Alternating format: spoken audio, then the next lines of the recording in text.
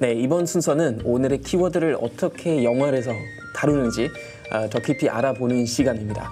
바로 주성철의 Under the Sea. 저 몸이 좀 잘 안 움직이는데 맞습니다. 시내 21의 주성철 편집장님 나오셨습니다. 네, 안녕하세요. 네, 안녕하세요. 편집장님, 오늘 우리 키워드가 바로 한국 교회 나는 너를 모른다인데요. 관련해서도 어떤 영어를 준비해 주셨다면서요? 네, 오늘의 주제에 좀 딱 맞는 작품일 것 같은데요. 바로 신현식 감독님의 로마서 8장 37절이라는 작품입니다. 저 맨 처음에 이거 8:37 어떻게 읽어야 되는지 몰랐는데 8시 37분. 줄거리를 좀 간단하게 소개를 해주시죠. 네, 그 전도사 기섭의 이야기를 다루고 있는데요. 자신의 우상과도 같은 형이죠. 요섭, 그러니까 바로 강 목사입니다. 네. 이 강 목사를 돕기 위해서 부순교회의 간사로 들어가게 되는데요. 하지만 이 강 목사를 둘러싼 무수한 의혹들, 그러니까 여기에는 성추행 의혹이 가장 크게 포함되어 있는데요. 네. 의혹들을 부정하던 이 기섭은 점차 사건의 실제와 마주치면서 자신의 우상과도 같던 이 강 목사를 위해서 정말 절실한 기도를 시작하게 된다는 그런 작품입니다. 네, 그렇습니다.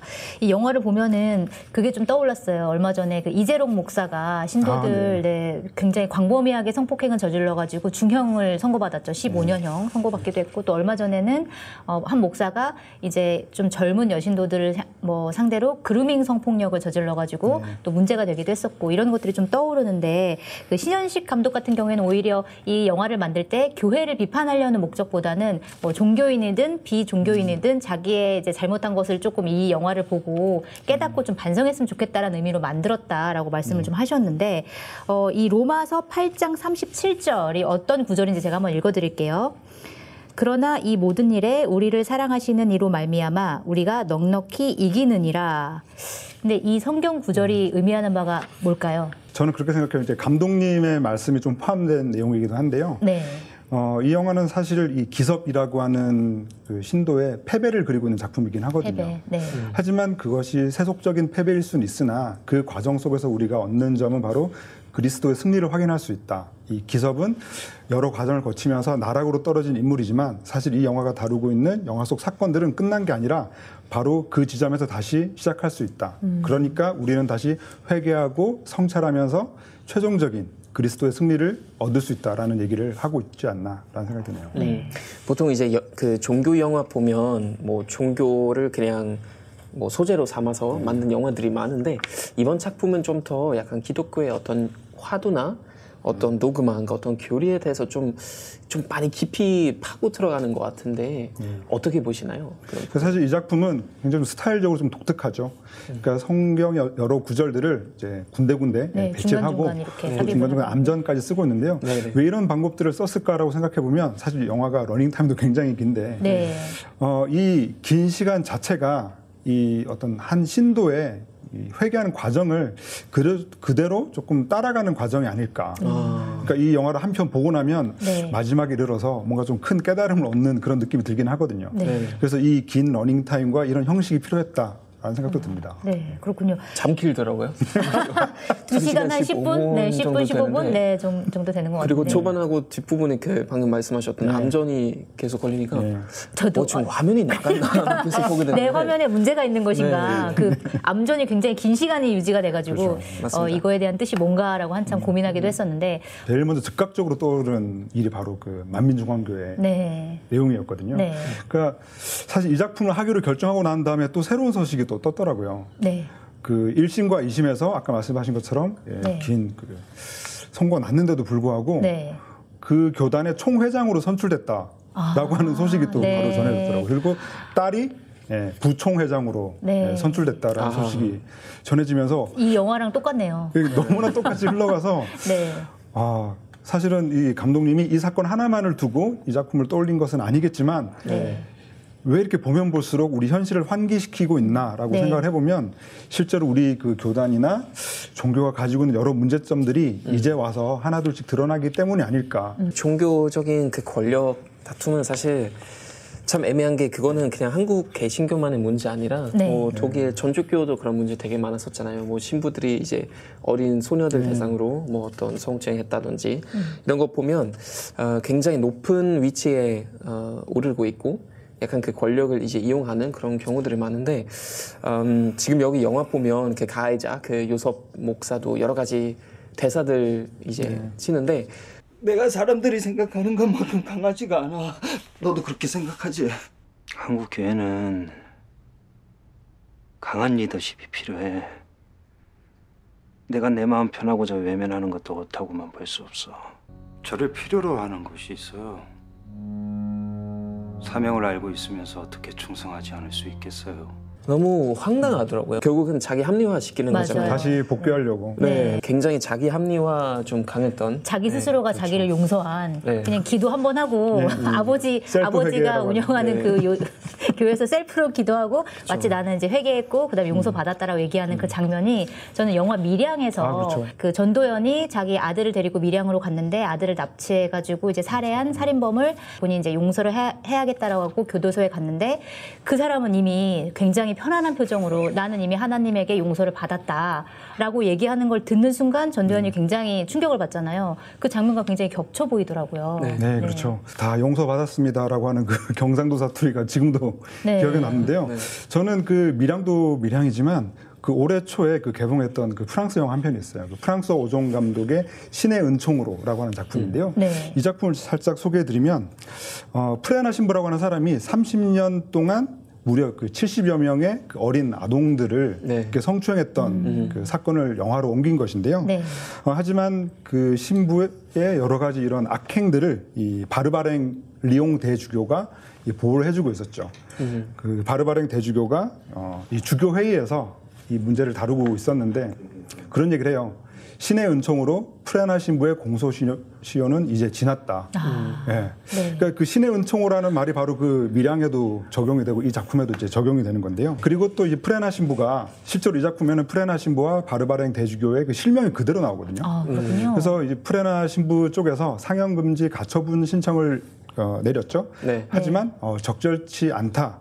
받아들이지 않았군요. 예, 받아들이지 않고 네. 예정대로 이제 개봉을 할 수가 있었던 거죠. 그리고 올해 베를린 국제영화제에서 은곰상을 수상을 했습니다. 네, 그렇군요. 근데 저도 사실 살짝 당한 일이 있긴 있어요. 어떤 좀 일이요? 말씀드리자면은 네. 저는 군대 대신에 봉사활동했었거든요. 그 네. 당시 이제 2005년부터 이제 고등학교 졸업하고 나서 원래 9개월 동안 군대 가야 되는데 근데 저는 독일에서 하고 싶지 않았고 스페인에서 하고 싶어서 스페인에 있는 그러니까 마드리드에 있는 독일 성당에 지원했었어요. 네. 근데 그 성당에서 그 사무실에서도 일하고 거기 옆에 붙어 있는 실버타운에서도 일을 했는데 거기서 제 상사가 한 그 당시에 41살인 신부였는데 네. 그 사람이 동성애자에다가 우울증이 좀 심했었고 굉장히 성격이 조금 이상했던 그런 네. 사람이었는데 저를 굉장히 괴롭혔어요. 저한테 사랑 고백도 하고 저는 그 당시에 20살이었거든요. 네. 사랑 고백도 하고 제가 이렇게 하니까 이제 그때부터 괴롭히기 시작한 거죠. 근데 우리 엄마가 그때 독일 본에 이제 편지를 보냈어요. 혹시 다니엘이 자리를 옮길 수 있는지 바르셀로나로. 근데 그쪽에서 뭐라고 했냐면은 걱정 마세요. 지금 그 신부를 하소연하는 편지들이 엄청 많이 들어왔으니까 네. 조만간 변화가 있겠다 네. 했는데 그 2005년이었는데 네.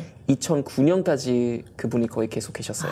그렇군요. 네. 그러니까 보호를 계속 받았다는 네. 거죠. 네. 그래서 저희도 물론 저는 이제 뭐 심하게 당하거나 막 그렇지 않았는데 정신적으로 조금 힘들긴 했지만 네. 근데 그런 거 보면 그 사람들이 정말 끝까지 보호를 받고 그것도 이제 위에서 약간 무시하는 그런 경향들이 있어서 이게 그냥 영화 아닌 것 같아요. 네. 정말로 현실적으로도 그런 일들이 많이 일어나는데 네, 뭐 그분이 뭐 동성애자라는 게 문제가 그게 문제 아니었죠. 네, 성추행을 네. 했다라는 게 맞습니다. 문제였던 네. 것 같고. 네, 그리고 또 이 영화를 보면 이제 그 전임 목사 있었잖아요. 그 전임 목사도 진짜 나와서 이제 그 요섭 목사의 편을 들었을 때 저는 솔직히 웃음이 나왔어요. 저 보다가 약간 이랬던 맞아요. 장면이 있었는데 되게 의외의 장면이어가지고 나와서 그 이섭한테 내가 누군지 알아?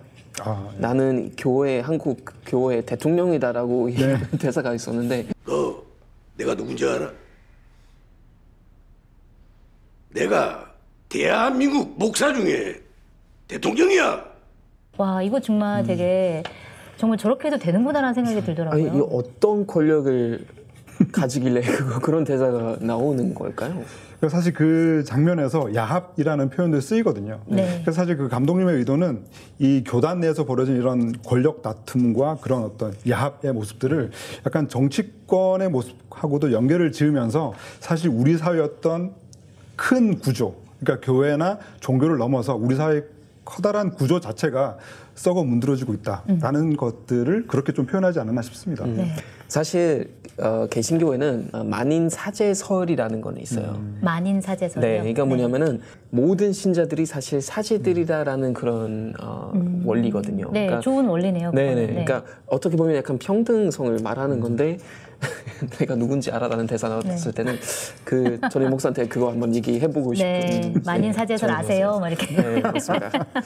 참 네. 재미있는 작품이죠. 그리고 그 장면도 저는 기억이 나는데 그 요섭한 때 이제 성폭행을 당한 여성 신도가 그 성폭행 사실을 이제 고백을 하면서 이런 일을 당했지만 자기는 그럼에도 불구하고 이 목사랑 사이가 멀어질까봐 틀어질까봐 관계가 끊어질까봐 좀 무서웠다라고 얘기를 하는 장면이 있는데 그날 그런 일이 있고 나서도 그분과 관계가 끊어질까봐 겁이 났었으니까. 저는 그 장면을 보면서 되게 좀 마음이 아팠던 게 좀 그런 점이죠. 그러니까 제가 그 영화 잡지에 있으면서 이제 영화계 어떤 미투 운동이나 성폭력 사건들을 좀 많이 취재를 했는데 뭐 이제 영화계에 계신 분들을 어떤 그 직업적인 것을 제가 뭐 폄하하는 것은 아니지만 사실 그런 분들도 계시죠. 그러니까 내가 그냥 뭐 영화계 떠나고 말지 뭐. 안 보면 끝이다. 네. 다른 직업을 택하면 되지 뭐. 라고 생각하시는 분들도 있고 그러면서 실제로 다른 일을 택해서 이렇게 전혀 다른 생활하고 계신 분도 계시죠. 피해자분들이. 예, 네. 그렇죠. 그런데 이제 종교는 좀 다른 것 같아요. 네. 그 영화는 약간은 뭐 직업적으로 설명을 할 수 있지만 종교 같은 경우는 단지 이 교회에서 그런 일이 생겼다고 해서 다른 교회로 옮긴다고 해서 과연 그 문제가 해결될까? 네. 이 종교라고 하는 것은 그걸 끊는 순간 자신의 어떤 삶이나 어떤 윤리 이런 신앙까지도 깨져버리는 것이기 맞아요. 때문에 네. 그런 피해자분들이 사실은 우리가 그동안 봤던 영화계 그 성폭력 피해자, 그 문학계, 미술계 성폭력 피해자들과 비교해서도 더 큰 상처를 가질 수밖에 없겠구나라는 생각이 들죠. 그러니까 다른 교회로 옮긴다고 해도 그 박 목사처럼 내가 대통령이야라고 하는 사람이 바로 뭐 연락을 해서 그 신도에 대한 안 좋은 얘기를 하고 이런 사례들도 우리가 좀 빈번히 봐왔죠. 그래서 그 피해자도 결국 유학을 가고 이제 이런 선택을 했죠. 네. 또 영화 보면 아까 우리 잠깐 얘기했지만 중간에 이제 뭐 어떤 성경의 어떤 구절이 나오기도 하고 그 다음에 암전이 중간중간에 나오고 네. 특히 초반하고 마지막 부분에서 그런데 왜 이런 효과를 넣은 건가요? 저는 개인적으로는 그 암전의 시간이 저에게는 약간 기도의 시간이었던 것 같아요. 사실 저도 뭐 무신론자이긴 하지만 네. 그 잠깐의 암전 동안 그 머릿속에서 부딪히는 여러 생각들을 조금 정리할 수 있더라고요. 그 암전의 시간과 그 성경 구절이 뜨는 그 메모들을 하면서 사실 제가 뭐 신자는 아니지만 그 시간이나마 좀 여러 가지 생각들을 할 수 있는 뭐 일종의 뭐 메모장 같은 시간이 아니었나 싶죠. 네. 그 영화 보면 여러 가지 인물들이 나오는데 저는 개인적으로 그 한 목사라는 그 인물이 또 좀 인상 깊었는데 목사인데 굉장히 작은 교회에서 그렇죠. 이제 기도를 하고 신자들이 정말 앞에서 무릎 꿇고 앉고 네. 그 사람이 뭐 옆쪽 사람 그 이웃 여자가 담배 피웠을 때 뭐 맛있게 피우시라고 맞아요. 이렇게 권하기도 하고 그 무엇보다도 계속 먹여주잖아요. 뭐 고구마나 고기 뭐 이런 거. 맞아요. 이런 고기 구워주고. 네네. 그런 목사님의 좀 그 인물 자체가 약간 우리가 생각했을 때 아주 모범적인 목사 이런 인물인 것 같은데도 어떤 인물들이 기억나세요? 저는 그 주인공의 딸, 기섭의 딸. 한 7살, 8살 정도 되는 것 같은데 엄마한테 맨날 혼나가지고 공부 못한다고. 되게 안쓰럽다. 엄마가 맨날 공부해. 너 또 시험 문제 틀렸지? 막 이러면서 하는데 또 마지막에서 그 딸이 고양이가 죽잖아요. 키우던 고양이가. 그러면서 엄마가 네가 좋아하는 과자를 자꾸 주니까 고양이가 죽었잖아. 근데 그 여자애가 울면서 나는 사랑해서 고양이를 사랑해서 준 건데 내가 사랑해서 누군가를 죽일 수도 있어? 라고 아빠한테 물어보니까 아빠가 그래 그럴 수도 있어. 라고 얘기하는 장면도 굉장히 마음에 남더라고요. 네. 저는 그 말씀하신 그 한 목사 캐릭터가 약간은 그 종교 영화의 어떤 컨벤션 같은 그런 그 설정 같기도 해요. 네. 사실 이런 한 목사 같은 캐릭터를 종교 영화에서 이제 등장시키는 이유는 우리가 볼 때는 되게 뭔가 좀 너무 허술해 보이고 아니 뭐 저런 사람 있어? 아니 저렇게 해도 돼? 라고 생각을 하지만 사실 그런 분들에게서 더 우리가 더 본질적인 것들을 찾게 되거든요. 그래서 사실 이 종교라는 것이 굉장히 형식적인 측면보다는 우리가 그 언제나 그 본질 자체를 잊지 말아야 한다라는 것을 강조하기 위해서 이제 등장시킨 캐릭터가 아닐까 싶습니다. 맞습니다. 그다음에 이제 마지막에 고양이가 죽고 네. 이제 딸이 아빠한테 좀 묻어달라고 하면서 아빠한테도 기도해달라고 하고 아빠가 이제 갑자기 울음이 이제 터지면서 네. 그러니까 기도하고 자신의 죄와 자기 연약함에 대해서 좀 용서를 구하는 그런 장면으로 끝나는데 그 엔딩을 조금 해석해 주신다면 어떻게 보면 될까요? 저는 그 엔딩 자체가 가지고 있는 그 의미가요. 그 신현식 감독님의 되게 큰 거대한 질문이라는 생각이 들었는데요. 그 결론적으로는 이 영화 속에서 보여주는 여러 가지 사건들을 거쳐서 우리가 결국 깨달아야 하는 것은 이제 개개인의 성찰이다라는 생각이 들었어요. 그러니까 본질적인 어떤 신앙 이런 것들을 사실 영화 속에서 다뤄지는 여러 사람들의 이야기를 떠나서 이 동물을 통해서 끊임없이 이 신현식 감독님은 이 종교의 본질이라 그럴까 그 신자가 아닌 사람들에게도 성찰 시간을 주는 그런 설정들을 그렇게 주지 않았나 싶습니다. 네. 그렇군요. 어쨌든 오늘 좀 저희가 좀 거칠게 얘기하긴 했는데 오히려 영화가 굉장히 자극적으로 담지 않고 그냥 사실 그대로 담았다는 생각이 좀 드는데 교회 안에 수많은 기섭들 주인공 기섭들이 자기가 피해자인 줄도 모르고 이제 자책하고 방향을 잃고 있을지도 모른다라는 생각이 좀 더 많이 드는 것 같아요. 그래서 가슴이 좀 먹먹해지는 영화였던 것 같은데 이 영화 로마서 837이라고 부르는 거 맞나요? 8장 37절. 네. 아니 그냥 837이라고 해도 된다 그래가지고 837이라고 하죠. 837이었습니다. 네, 주성철 편집장님 나와주셔서 감사합니다. 네. 고맙습니다.